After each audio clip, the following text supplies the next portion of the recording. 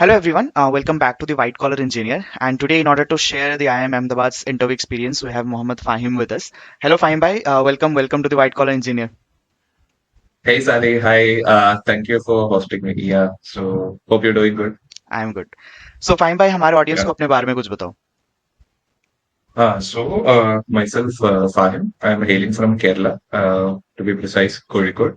So I did my graduation from at IIT campus, TKM College in Kerala. Post that, I was working with Amazon for 3 years as a product compliance senior associate.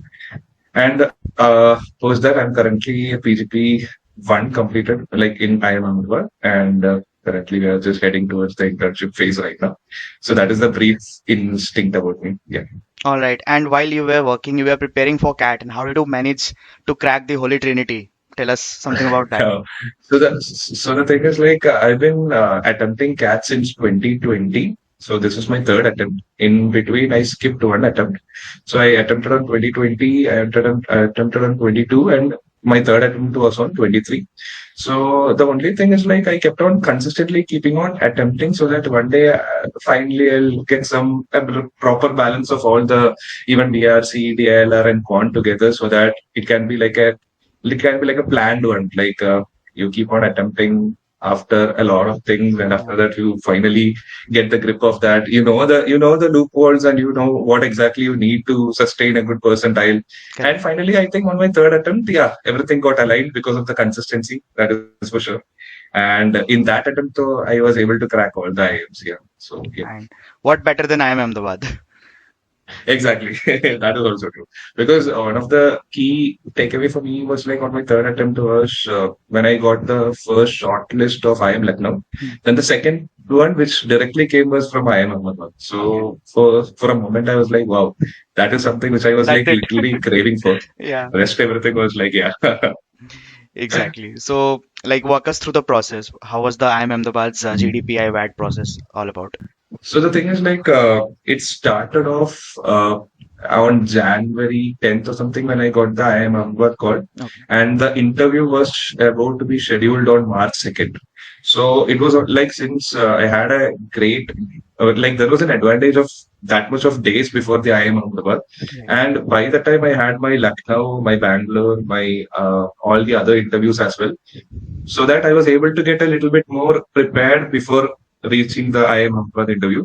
So that was also kind of like a leverage for me because when I was looking back, I had my SPJ interview as well, which was conducted in SPJ in the campus in Mumbai.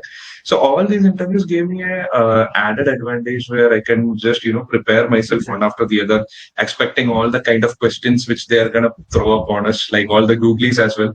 So what I felt was like IIM Ahmedabad interview was kind of like a well structured interview. That is one of the takeaway. Where there is nothing like there is absolutely no loophole where you can try to trick away Yeah. the panel, or you can just escape out easily as well. And also it's not even a VAT. The IIM Ahmedabad written is AWT, right? AWT. Analytical writing. So something like where I was like giving my everything for VAT for the Lucknow and Bangalore. The approach from the VAT to AWT was completely a different one because there you have to be completely analyzing the scenario Right. and our opinion with the argument. Like VAT is kind of like it's a different ballgame as a whole. Mhm. So our topic also came something which was like a little bit more relevant at that time. So Okay. the topic for me was something with the alcohol consumption and gift city Okay. and how it's gonna impact. Yeah, because it's a Gujarat. Gujarat had a tri-state wala Right. opinion, and gift city is coming inside. So that and all was like a very relevant topic at that time last Mhm. year when the gift city was under the process. So that went on. It's like just get ready with all the kind of news and medias, I mean, like all the possible kind of headlines which you can get about, and just make a little bit more preparation into that. And that is gonna help you with all this kind of AWTs and stuff. Correct. So So yeah. it was a AWT followed by a PI. Was there any GD in between? Exactly. Also, I think there is no GD segment in all these IIM interviews. I feel, or not even in Blackie interviews, I have seen in single GD. Right. But the thing is, like the PI is super important because the thing is like you crack the CAT exam, it's gonna open you towards all this IIM shortlist and all. Right. But in the final convert, I think almost 40 to 50% of the entire weightage is coming towards the PI itself. Right. For me, I was like completely I could understand the process because in IIMA interview, the final weightage for PI is almost 50%. Right. So even if you are like a little bit back in the score as well, you can just pull out a good PI, try giving a good interview, and along with that, a good AWT writing will boost up your chances of converting IM. So Exactly. that has been like the motto because the thing is like 50 plus 10, almost 60 percentage. It depends on that day of the interview day, Exactly. the conversion chances. Yeah. So it's Exactly. like that can be like a add-on between the difference between a 100 percentiler and a 99.1 percentiler as well. Definitely. Yeah. Yeah. So all Exactly. those people ranting about their profile and the Mhm. gem thing and everything, these are just myth. It all boils down to whatever you perform in that day. Exactly. Totally, I agree. Because that day I could see a lot of people who had 100.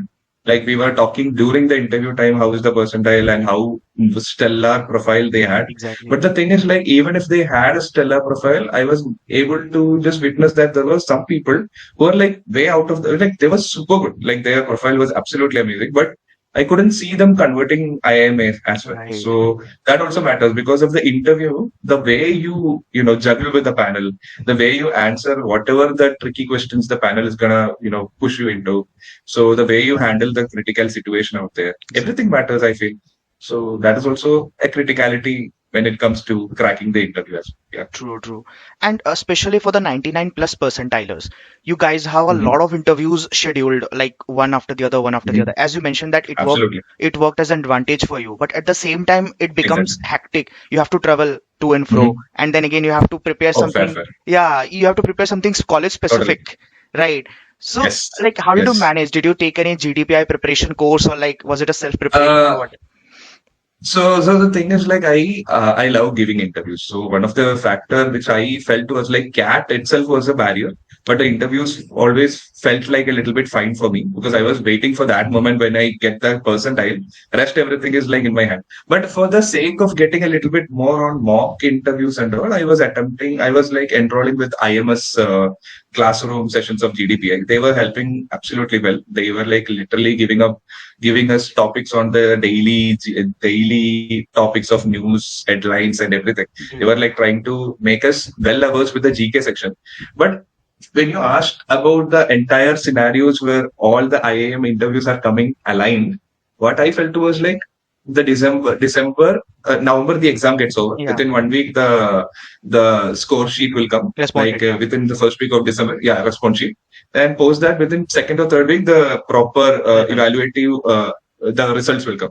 So Hmm. the moment that result is gonna come into your hand from the first week of January, the shortlist are gonna come. Right. Like which all IIMs are going to shortly, right? So from mid or the from Republic Day, I guess my first interview was on Republic Day. Okay. So the interview segment started from January 26 or 27, I guess. From there, and my last interview was of FMS, I think, almost on April 18th or 20th. Okay. So it's a 3 months of entire schedule which you need to plan. And one of my recommendation, which I felt was like, whenever you're giving interview in a single city, try focusing there itself, majority of them, because then you will get to understand where you can, you don't have to travel that much of a Right. scenario. Because I was settled in Bangalore, Mhm. in my work, my Amazon, I was working there itself, so I was like focusing on the city Bangalore.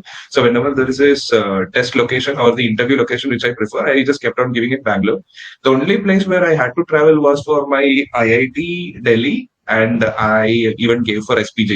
So Okay. SPJ, I had to go to their campus in Mumbai. Mumbai. Apart from that, everything was from Bangalore itself. They have their ITC Welcome Hotel and many affiliated hotels out there, and the experience is pretty good. So that is one of the suggestions, which I feel like even the interviews will be hectic one after the other. It will come today. It's gonna happen of Bangalore. Suddenly you have to head out for Calcutta or Lucknow all of a sudden tomorrow, day after tomorrow. So you have to be prepared for that. You just have to dedicate your 3 months. That's all. Do nothing. Just keep on preparing. Just Exactly. get along with the daily headlines and stuff. Yeah. Exactly.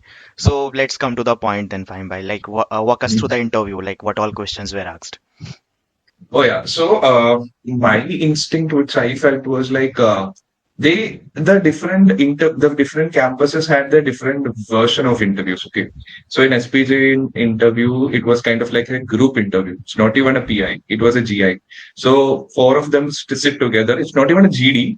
Like four of the interviewees will be sitting together, and the panel will be having almost 3 to 4 people, Okay. and they will be rapidly asking random questions to all of the panel, the interviewees out there, Mhm. and they'll be like, okay, one, for example, something of a current affairs will be asked to a person. Mhm. Suddenly, that person is able to answer or doesn't not able to answer. It's up to them. Suddenly, the cross questioning that also will be there. Like that will be asked to the nearby person. So that way. So it keeps on building upon the questions. Suddenly, since I'm hailing from Kerala, they asked me about some entrepreneurial instincts of some initiatives like Kudumbasri and all. Suddenly, it's like a woman empowerment scheme done by the government, and suddenly from there, the question just kept on crippling to the other people in the circle. So Okay. that was one kind of an interview. That was for the SPJ. Apart from that, Lucknow, Bangalore, everything was like, see, it depends. Okay. If you're a fresher, you'll be bombarded with a lot of academic questions. Yeah. You'll be asked a lot of projects and all, whatever you have done in your campus. And even they'll be, grilling a lot on your, even the internship part Yeah. or the PORs which you are currently holding in the campus and all. But if you're a person who's having bare minimum 2 to 3 and above years of work experience, they're gonna completely majority. I think almost 60 to 75% of the interview will be swirling around the work ex. Yes. They'll be asking you about the kind of projects you are enrolled with, all the achievements and accomplishments which you have already achieved in the firm. Like, what is the reason why you're quitting the firm right now and joining MBA? And why MBA do matters. Why Yeah. MBA, if you're having, see, the thing is like two things which I have a tip for the aspirants is like, tell me about yourself and why MBA. If you have a precise answer to, give them a hook, like a fishing rod towards the panel. Right. And if you're able to get that properly hooked together, I think almost 85 to 90% of your interview is actually sorted. They are not going to throw Exactly. any of the googlies into that. Like you have to be very precise of why are you actually needing this MBA and what exactly is your outcome which you're like expecting out of the program as well. So that also matters. So yeah, these two questions, tell me about yourself and why MBA do matters. Yep. Exactly. And it really matters where you really end that, tell me about yourself or maybe why MBA, because you are going to Exactly. get a lot of follow-up questions from that point. Exactly. Totally, exactly. Because for me, that was always my strength, which I was carrying upon. Hmm. So in the tell me about yourself, I always used to have my own version of my pitch where I love traveling. Okay, Yeah. so if for instance if somebody is like loving something like as a hobby or something, if you're expecting them to just ask you surface level questions, you are actually wrong. If you're like very much passionate about whatever you're actually planning to do or like whatever you're doing, you can answer any kind of googlies or whatever they're gonna throw upon you. So that is where I was like completely little bit in that driving seat because. For me, the questions and all in the tell me about yourself was kind of like I was into the focus of traveling, solo travel and all was my thing. And even there was a story for me to, like showcase as well. So I was taking my laptop and I was like roaming around the country continuously for 10 months and all, Okay. visiting almost 14 states in a single go. Great. And I was working as well in between. So like understanding the culture, the learning aspect, like what is the outcome, what you're going to get from there. More than that, you focus on the learning. What are the things you have learned? Exactly. So in that way, that was kind of like a hook for me, so that they were like a little bit intrigued or they were like a little bit interested in that kind of a segment, and they started asking a lot of questions in that field itself. So many of my time I was able to focus completely towards that, so that there was a lot of talking points apart from all these regular academics and work ex and everything. So that kind of a thing you can try making the interviews interesting as well, and your chances of conversion is completely in your hands and your answers. Yep. Exactly. So they really want to know if you are mentioning a hobby just for the sake of mentioning it, or you are Exactly. really into it. Exactly.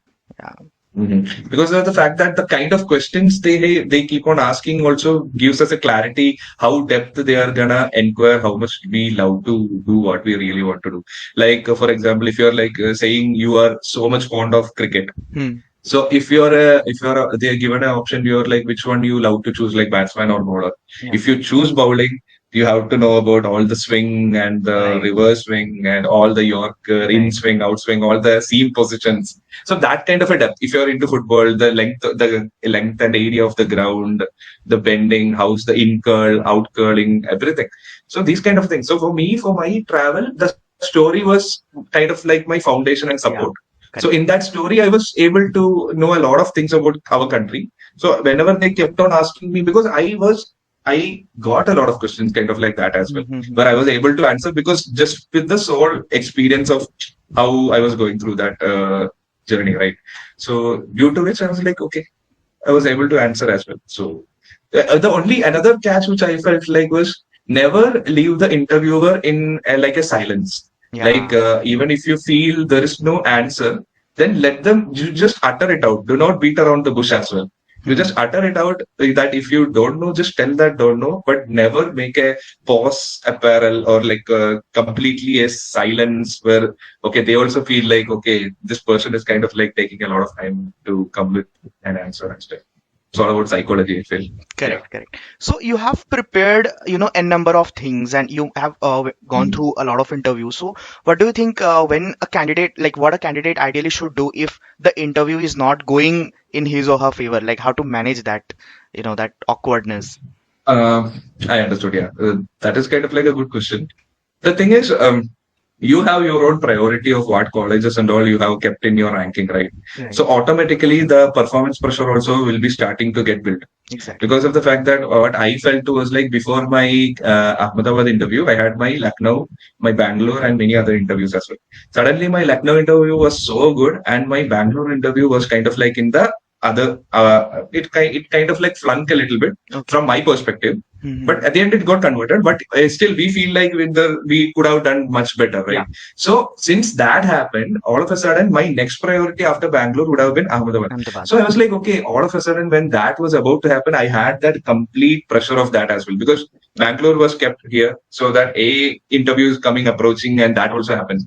But if what I feel like, if you have a lot of options in your hand, flunking one or two interviews is totally fine. It's human. It's human thing that one day it will be yours, Right. another day it won't be yours. Like one day it will be completely yours in such a way that whatever the question they are trying to bombard you, you are able to answer that.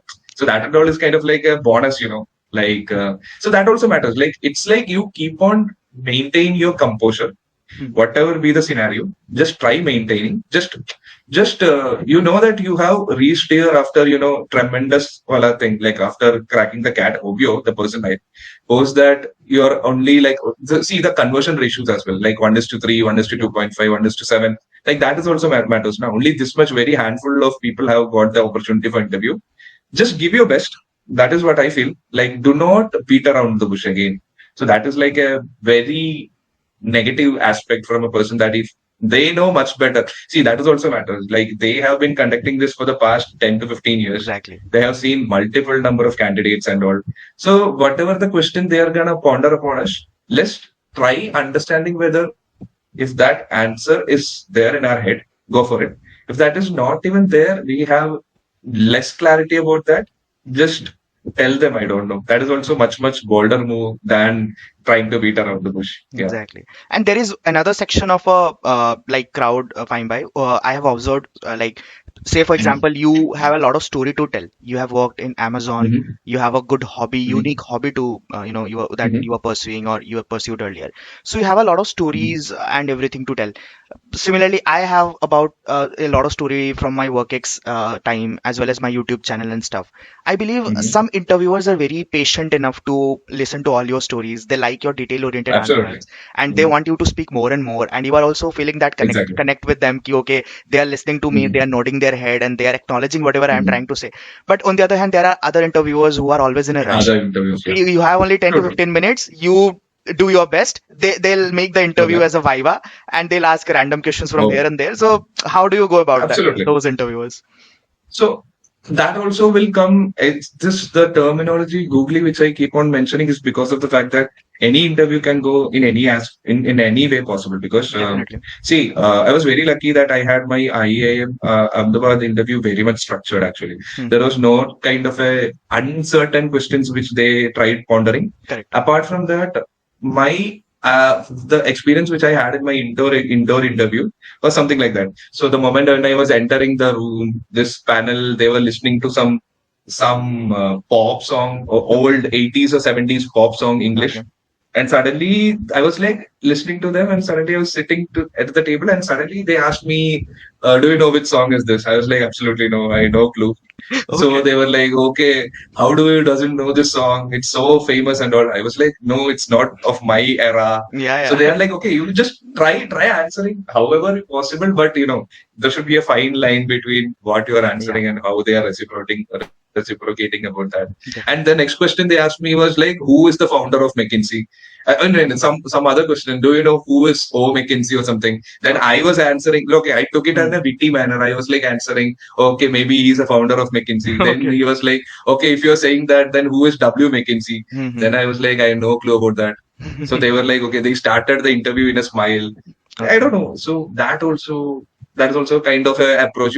It's up to you. You can take anything in any aspect. Like you can take some interviews in a witty manner, or you can take some other interviews in some other like some interviews were serious, a little bit serious. My Lucknow interview was super serious. Yeah. The professor was not even letting me, take a small grin whenever I am Okay. trying to put a little bit of smile on my face. He was like, "Is the interview going a little bit funny or what?" So Damn. in that kind of a questions and all, you have to be like, okay, you just try to maintain the composure and Hmm. just be present, very much active. That also matters. So yeah, I got a lot of googlies. No kidding. I had a lot of googlies in between. In the same Lucknow interview, they even made me ask questions like, okay, since I was into travel, my hometown is in Calicut. They asked me random stuff like, what is the distance between Calicut to Delhi? And since I was like traveling by flight, I was able to answer. But suddenly he was asking me, okay, if it's a straight line, then what is the distance when it is by road? It's a Okay. lot of questions. So yeah, kind of like you won't even be anticipating some questions. Hmm. That is True. also, you know, True. True. True. but you just have to maintain that, that I feel you just maintain the presence of mind. That is also matters because you don't need have to answer all the questions. That is Exactly. also one thing. Exactly. Correct. So, fine by before wrapping up the video, any particular tips which you would like to give to the interview call getters for the interviews? Definitely, because the thing is like take every interviews. Like this is my I just believed in this. So the thing is like every interviews treat it as the top priority of the interview, and at the same time don't fall for that performance pressure Hmm. and prepare interview in a group. Like I agree completely. It's like people like at the end of the day, it's your call and your conversion. But when you're preparing, I feel like you prepare in a group where everybody has some better, good calls, like at least 5 to 7 calls and all they'll be having. You keep on preparing with them. They are never going to be your competitors. That is what I believe. Exactly. Because these people will definitely, they are also going to connect, convert, and Yeah. you're also going to convert, and this bond and all lasts forever. Like that, I feel like even not at least in IMA, but IMA, BC, because that way we can have a good bond between all Correct. the inter IIMs and all, Correct. and that and all will last for a life. I feel so that also matters. And whenever you feel like you're stuck with any answers or something, just start learn to say that you don't know, and be bold with that answer. Right. And that also another factor which I feel, because start adapting that you're not a robot knowing Hmm. all the answers. Correct. At the same time, whenever you feel like they are trying to test you in a particular answer, strike directly towards that. Like for Hmm. example, some cases like particularly ABC and all will be like in between they'll push some guesstimates, Okay. or some of the other scenarios they'll push some case-based questions also will come. Like Hmm. they'll give you a scenario where you are a loan officer or something, like who's sanctioning the loan, and you have to be like, okay, consider these two are like these interviewers are the customers coming for the loan. Okay. What are the steps of catch, and what are the check and balances which you're gonna do for that? So all these kind of questions are very much evaluating. Like Situational questions. understand the importance of each. Exactly, that's situational questions. Yeah. Yes. Yeah. So understand the importance of each question they are pushing to you. When some interviewers will give you, tell me about yourself. They tell us to briefly explain about us. Just take that as an opportunity for Right. driving the interview. Right. If some other interviews there won't be any tell me about yourself, but somehow try answering in such a way that you have all your things aligned together, so Correct. that you're making it as a tell me about yourself. That kind of also an approach is also self-driven approach. So multiple approaches are there, and at the end of the day, this experience is like a, it's like a, it's a good experience. Like like Exactly. it's uplifting one. So take it in that sense. Like one, I am not getting converted, and bunch of others getting converted. Everything just at the end, it just matter that you're studying in one IIM. Make the best of it. So that is what is my suggestion to the bidding folks, coming folks, and all to it. And not a hard stuff also converting. It's just that the presence should be there. Presence of mind is a guarantee for a conversion. Yeah. Nobody is looking for a perfectionist, right? It's the learning attitude. Exactly. No, it's nowhere there that perfectionist matters. Yeah. Like even in Six Sigma, there is this three errors will be there out of Yes. a billion possibility. True. So you understand now. So there is no perfection in at all. So yeah. True. Thank you so much, Fine Bhai, for coming to the White Collar Engineer. And trust me, this has been Mhm. the most enriching and the best interview experience I have ever done in this channel. Mhm. So thank you so much for coming Oh, and my pleasure. sharing your experience. It was my Oh pleasure yeah. meeting you. Thank you so much, Sally. And it was like good host you were. Like you just wrapped up all the kind of a clarity which all the aspiration people who was trying to get into will be having. And yeah, it was nice interacting with you as well. Yeah. Same here, same here. All right. All the best for your Cool. final placements and stuff. Oh, thank you so much, buddy. Thank you. Okay. Okay.